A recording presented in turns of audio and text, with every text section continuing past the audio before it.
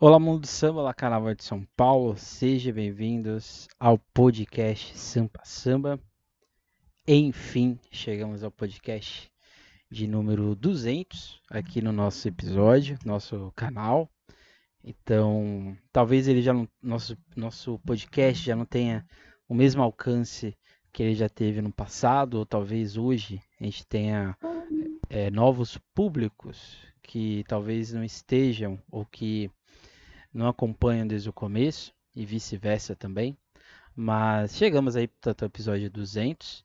É um episódio que marca, né, a possibilidade da gente enxergar o Carnaval de São Paulo de outras formas, de outras maneiras, de outras perspectivas. E, e é uma possibilidade aí, portanto, de um novo recomeço aí para os próximos episódios, para essa próxima temporada aí que se inicia. Então a gente vai fazer hoje o nosso episódio 200, o episódio 201 ainda é dentro dessa temática, que é o repensar a cidade, né? O nosso podcast ele tem o objetivo de falar da ideia, né, de pensar o Carnaval de São Paulo numa perspectiva um pouco mais urbana, né, de enxergar questões históricas, sociais, não só dos desfiles, mas também das pessoas que envolvem a festa como um todo. Então hoje a gente faz aqui uma recapitulação de talvez coisas que vocês já me ouviram falar, mas de certa forma que a gente dá uma possibilidade, né, uma nova perspectiva da gente também se reencontrar, né, olhar para novas perspectivas e assim por diante. Então, quando a gente pensa, né, já iniciando aqui o nosso episódio, quando a gente pensa carnaval e cidade, né, o caso, principalmente a cidade de São Paulo, inegavelmente vem exatamente a comparação com uma outra cidade que talvez tenha o principal carnaval de escola de samba do Brasil, de onde surgiu o formato de escola de samba, que é exatamente o Rio de Janeiro.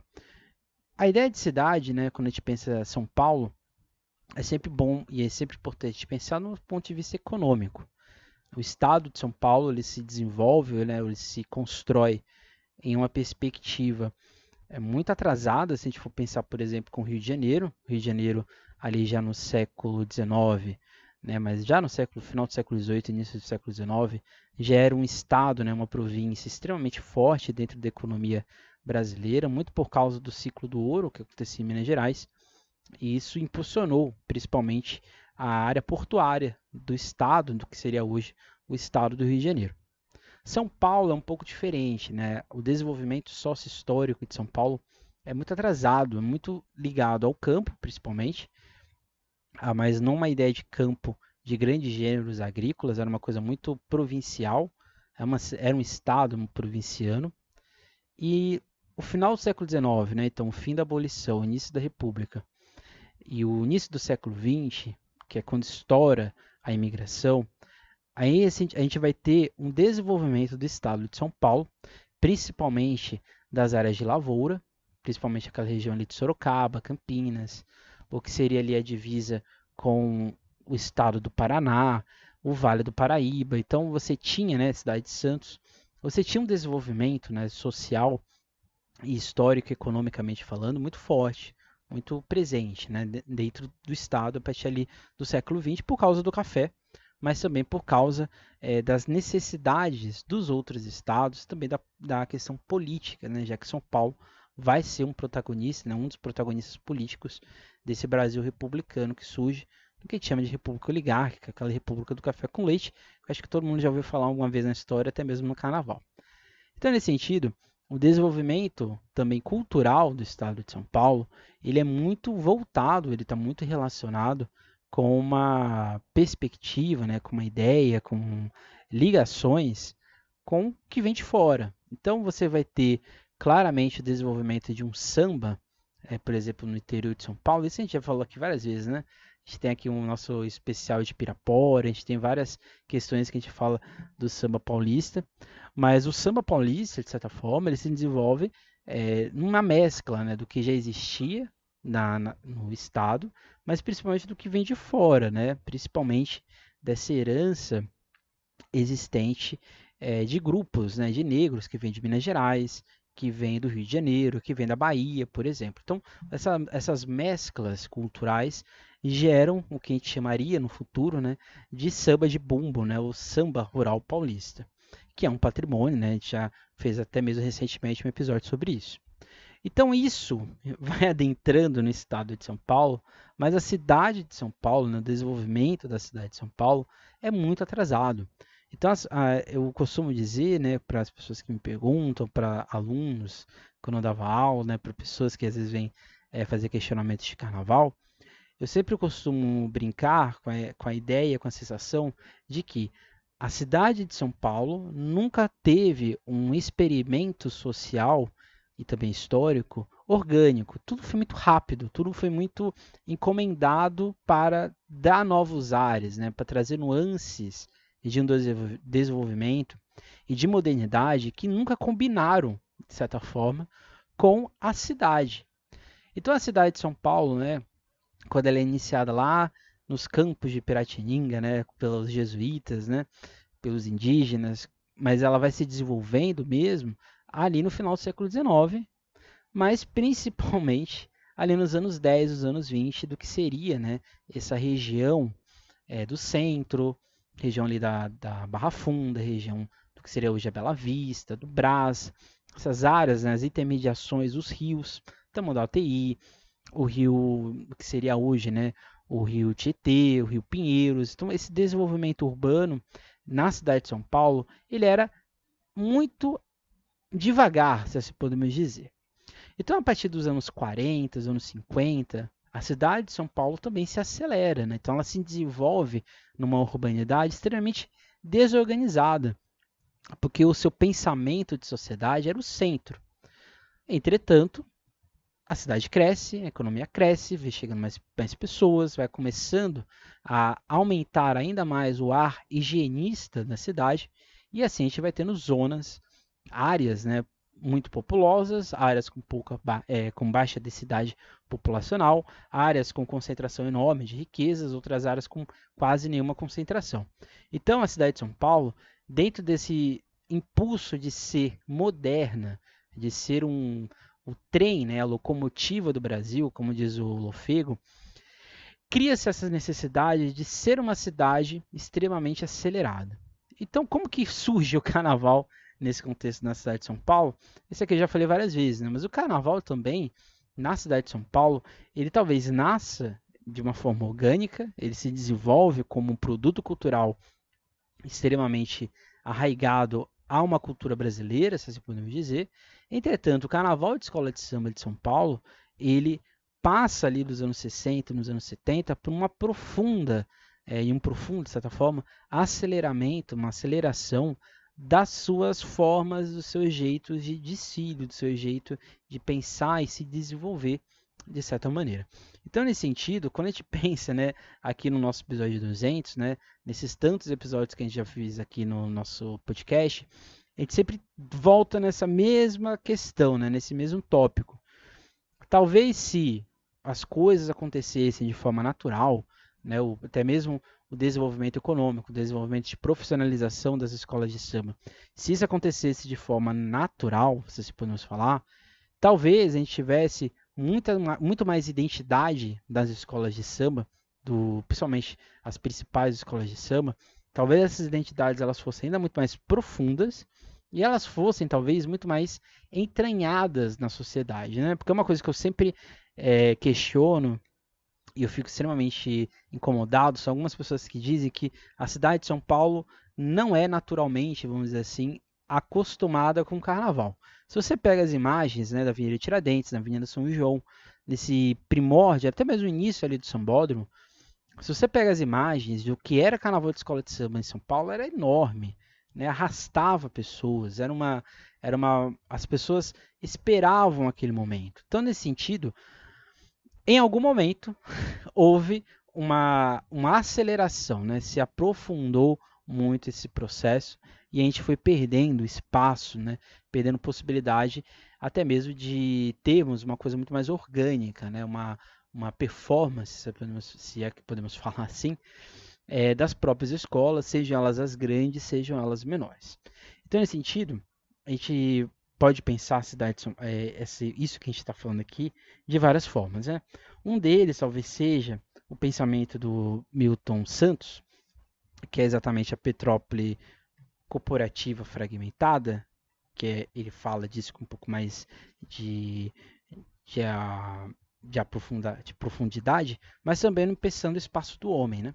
Quando o Milton Santos aborda a questão da cidade fragmentada, ele está sempre direcionando, né, está sempre apontando que uma metrópole, principalmente uma metrópole que se desenvolve dentro do seio de uma burguesia, né, dentro de um seio de um capitalismo, ela sempre vai ser fragmentada, né? Ela vai sempre fragmentar as pessoas, né? As áreas de ação, as áreas de circularidade, as áreas de contato entre as classes, e o cultural ele não fica fora. A cultura ela é um reflexo de sociedade, então, portanto, se essa sociedade ela é extremamente acelerada, ela é extremamente fragmentada, automaticamente os seus produtos culturais também serão. O que nos faz chegar no pensamento, não está aqui, do Carlos Sclia, né, que ele vai para a pedagogia, mas ele também diz, né, que a cidade é uma colcha, né, de retalhos, mas ela é extremamente entrecortada. Então, você vai criando zonas de espaçamento em que um grupo tem que ficar num lugar e o outro grupo tem que ficar no outro. Por isso que quando a gente pensa locomoção, a gente pensa horários, né, por exemplo, de ensaio técnico, é sempre um questionamento, né? A maioria das pessoas, principalmente dos grupos menores, estão em áreas afastadas. Então, se você coloca uma escola sei lá, da cidade líder para fazer um ensaio técnico 11 horas da noite, é um tanto quanto perverso, pensando na lógica de cidade.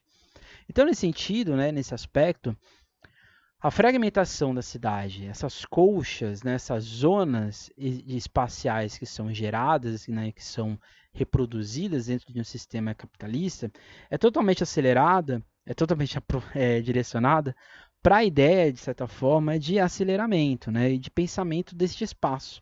E aí, né, se você quer dicas sobre essa questão, eu indicaria a Beatriz Sarlo, né, que ela é uma argentina, né, que ela pesquisa muito essa questão de cidade, né, de pós-modernidade, e a cidade é vista, né, com mercadoria e culturas urbanas também da Beatriz Sarlo. Por que a Beatriz Sarlo eu trago aqui ela para a gente pensar essa ideia de espaço de modernidade, né? A Beatriz Sarlo diz que a gente ficou petrificado, né? A gente ficou muito direcionado, muito inculcado com essa ideia de ser performático. Então tudo tem que ter uma justificativa, né? Tudo tem que ter um propósito dentro da nossa atuação em sociedade. E porque tudo é tão acelerado, a gente tem que estar sempre, vamos dizer assim, encapsulado. Essa pós-modernidade, né, essa aceleração do espaço, ela ocasiona, de certa maneira, uma forma, né, um jeito de enxergar até mesmo a cultura como algo que tem que dar produção, né? Ela tem que ser um produto. Então, para você investir algo em algum lugar, né, dentro de um bem cultural, você tem que ter uma justificativa muito plausível do porquê aquilo ali está acontecendo. Claramente, tudo tem que ter justificativa, tudo tem que ter um apontamento. Entretanto, quando a gente vai pensar uma escola de samba, né, quando a gente vai pensar esses direcionamentos que acontecem, às vezes a gente fica muito nessa questão da produção. Então, a escola de samba, ela não pode ter erros, né? O componente não pode se permitir a errar, né? Ou não pode uma bateria fazer uma conversão errada, porque você vai caçar as bruxas para saber que está errado. Então, nesse sentido, se a sociedade ela é produtiva, se a sociedade ela é acelerada, automaticamente os produtores de cultura, né, a cultura também tem que estar inserida nessa aceleração. E aí, pensando a questão de modernidade, tem vários autores que a gente pode citar, mas o Anthony Giddens, né, em Consequências da Modernidade, ele vai exatamente fazer esse apontamento, né, ele vai fazer esse questionamento de que essa modernidade não é moderna, né? A questão de modernismo, né, a questão de pensar uma modernidade, ela não é algo que, vamos dizer assim, foi criada no século XX ou no século XXI. Não, modernidade sempre existiu ao longo do percurso da humanidade. O que acontece é exatamente esses vícios, ou no caso, esse fetichismo pelo moderno. Então, o moderno ele tem que estar sempre atual, ele sempre tem que tirar o que existia e colocar algo novo. Então, o que acontecia nos anos 90 tem que ser totalmente extirpado, tem que ter o novo. um tipo de dança de um casal de mestre sala e porta-bandeira não pode mais existir, tem que ter um novo, porque a gente já está no moderno. Isso é também um reflexo de cidade. A cidade de São Paulo, por ela ser, principalmente depois dos 400 anos, né, do seu quarto centenário, ali em 1954, a partir ali dos anos 60, a cidade de São Paulo ela fica ainda mais frenética, né? Ela tem que crescer, e para crescer ela tem que ir para cima, então ela tem que ter grandes prédios, ela tem que ter sempre um prédio novo para bater recordes, ela tem que estar sempre com vias expressas para mostrar essa aceleração, principalmente esse venerar o trânsito, que é muito comum aqui na cidade de São Paulo. Então, nesse aspecto, essa modernidade, essa aceleração, ela ocupa espaços. Então, essa modernidade, na verdade, ela não é tão moderna. E isso, voltando, afeta o produto cultural. Porque se a escola de samba, que é um produto gerado dentro de uma ideia, numa lógica de história oral, de imaterialidade, de produções de conexões de uma cultura e herança negra, isso não é acelerado. Entretanto, para ela sobreviver neste mundo, nessa cidade, ela vai ter que se acelerar. Então, conforme a cidade de São Paulo começa a crescer, as zonas começam a ter identidades próprias, isso vai afetar as escolas de samba e algo que é essencial dentro de uma escola de samba, que são as pessoas que estão dentro de uma escola de samba.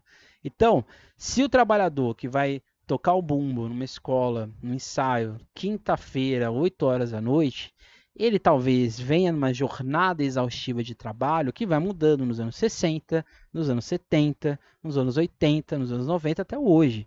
Então, um ritmista de bateria dos anos 60 tem problemas de urbanidade, tem problemas de sociedade que que o tocador de bumbo de hoje já não tem ou não vive, né, essa realidade e esse contexto como um todo. Então, nesse sentido, para a gente encerrar aqui, a gente pode pensar a ideia da cidade como negócio, que principalmente a Ana Fani, que é uma geógrafa, ela vai falar exatamente nesse sentido. A cidade, portanto, ela se desenvolve como um negócio. Se a cidade é um negócio, se a cidade ela precisa ser produtiva, automaticamente quem está dentro dela ou entra neste jogo, ou seja, começa a entrar nessa perspectiva, ou ela vai rodar. E se a gente pensa a cultura é a mesma coisa, ou a cultura entra nesse jogo frenético, ou ela vai rodar, ela deixa de ter essa realidade, né, esse pensamento muito próximo. Então, se a gente for pensar os anos, né, nos anos 20, 30, 40, a gente tem na cidade de São Paulo, pensando aqui já o carnaval, uma racialização, ou seja, grupos negros, na sua grande maioria, que tentam, de certa maneira, ficarem efetivos, né, terem vida, terem circularidade dentro dessa cidade e, portanto, serem ouvidos, né, serem vistos. Então a gente está falando aqui de cordões, a gente está falando aqui de sociedades negras, né, de bailes negros principalmente, de áreas na cidade, como principalmente a região central. A gente vai ter, por exemplo, com o avanço da Zona Leste, a própria Zona Leste. A gente vai ter, com o avanço da Zona Norte, a própria Zona Norte. Então a gente vai ter um triângulo, né, se assim podemos falar, e a gente vai ter também a Zona Sul, quando a Zona Sul se expande. Então a gente vai ter uma espécie de triângulo, em que o centro, né, a região ali da Bela Vista, da Barra Funda, embora isso aqui é questionável, né, Barra Funda hoje seria a Zona Oeste, mas nessa época era centro. Mas essa região central, ela é o epicentro, e ela conecta, né, Zona Norte, Zona Sul e Zona Leste, como uma colcha, né, como uma malha cultural negra, principalmente nesse pensamento racializado dessa cultura, e aqui pensando de samba. Já nos anos 50, nos anos 60, a gente vai ter um intermédio. Esses grupos passam a ficam de certa forma mais fixos, principalmente com o fim da Segunda Guerra. A gente tem uma normalização até mesmo da política brasileira e da economia. Então esses grupos, né, escolas de samba, cordões, eles passam a ficarem mais estáveis, eles começam a ter um pouco mais de calma, um pouco mais de espaço nessa sociedade. Ou seja, o risco de deixar de existir acaba, então agora eles começam a ter o quê? Um diálogo. Então é nesse período que a gente vai ter os grandes nomes do carnaval da cidade de São Paulo, começar a buscar padrinhos políticos, padrinhos culturais, buscar patrocínios de empresas de bebida, de empresas de jornais, de televisão, por exemplo. Então, seja, esses anos 50 e anos 60 é quando estes grupos que primeiro buscaram se racializar, ficarem fixos nessa cidade, passam a ter o quê? Ter que ter o contato com este grupo político, vamos dizer assim, nessa hierarquia de poder, um poder mais alto. Perceba que anos 50 e anos 60 é exatamente o período em que a cidade passa pelos 400 anos, pelo quarto centenário, e é o período em que ela vai, aí sim, freneticamente crescer essa modernidade, né? Esse pensamento de ser ainda mais o epicentro, né? A locomotiva do Brasil. Nos anos 70, nos anos 80, a gente vai ter a mediatização dessas zonas, destes espaços. Então a mídia começa a se apropriar deste carnaval, principalmente quando o carnaval fica na Avenida Tiradentes, ou seja, a gente vai ter ainda mais um protagonismo dessa região e das escolas de samba, que passam a ser agora a única protagonista, né, já que os cordões deixam de existir. É também um período em que o carnaval começa a ter um pouco mais de recursos da prefeitura, então automaticamente as escolas não podem mais fazer o que elas querem, elas podem sim performar a sua identidade, performar o que elas acham que é correto dentro de uma escola de samba, mas elas já não podem fazer o que elas querem, elas precisam estar dentro de um padrão, elas precisam seguir regras, o ordenamento. Então, o ordenamento, né, é importante, é extremamente importante, mas aí a escola de samba passa a ser exclusivamente um produto de competição. Então ela passa a ser um produto a ser vendido, portanto, comercializado pela mídia, e a gente vai ter cultura, a gente vai ter Gazeta, a gente vai ter a própria Bandeirantes, a gente vai ter a própria Globo, que vai começar a vender, né, a comercializar ainda mais este carnaval, inclusive os veículos de imprensa, como por exemplo Estadão, Folha de São Paulo, que passam a ter um pouco mais de preocupação com o carnaval. E automaticamente, né, nesse período dos anos 70 e 80, a gente começa a ver esse branqueamento, não só dos componentes, mas também das escolas. A gente começa a ter escolas em que o branco passa a ser a figura de poder e não é necessariamente o negro. O negro é apenas uma peça dentro dessa estrutura. Nos anos 90, no hoje, né? Então a gente começa a ter o processo de espetacularização. E aí, né, eu abordo isso no meu doutorado também, que é exatamente quando a escola de samba, que já é um produto midiático, que já está dentro da estrutura de poder e de aceleramento da cidade, ela passa, né, a ter que ser espetáculo para sobreviver nesse jogo, né, nessas estruturas. Então, se a gente pode, se vocês perceberem, a gente tem uma clivagem muito grande, né? Porque entre o midiático e o permanecer, né, o consolidar uma marca, as escolas não conseguiram fazer isso de forma eficiente. Mas eu diria que também nem a cidade até hoje sabe muito bem como equalizar, né? Como sobreviver a essa realidade em si. Então, qual o contexto de cidade, né, que o carnaval de hoje vive, né? Eu acho que hoje, né, já encerrando aqui o nosso episódio, eu acho que o carnaval de São Paulo hoje ele vive múltiplas realidades, né? A cidade de São Paulo é extremamente fragmentada, né? E aí o Milton Santos acertou de mão cheia, né, quando ele já tinha pensado isso. A cidade de São Paulo hoje é muito fragmentada, então ela é muito desigual. Isso, que é o que a gente vai ver no próximo episódio, de certa forma interfere nas escolas de samba. Então, no próximo episódio que a gente vai ver as zonas da cidade, né? Norte, sul, leste, oeste, central. A gente vai fazer uma reflexão, né? Perceber como que estas zonas refletem nas escolas que estão nos diversos grupos, né? Principalmente nos grupos principais, e como isso, de certa forma, interfere. Mas já vamos assim, adiantando um pouco este assunto, hoje o contexto de cidade é uma cidade extremamente caótica no trânsito, na segurança, nos meios de acesso, na desigualdade mesmo. E eu acho que isso começa a afetar, de certa forma, as escolas, não no desfile, mas eu acho que no componente. Se o componente vive numa cidade em que ele é apenas um fragmento, ou seja, ele não é produto, ele não é visto, ele não é protagonista, então automaticamente ele não tem o que o Lefebvre aponta, que é o direito à cidade. Então, quanto menos direito à cidade um componente de escola de samba ter, pior vai ser a forma, ou no caso, muito mais difícil vai ser a maneira dele se enxergar, de inserir-se ou se enxergar como um protagonista de desfile de escola de samba. E aí, automaticamente, entra a questão do produto, do midiático, do espetáculo.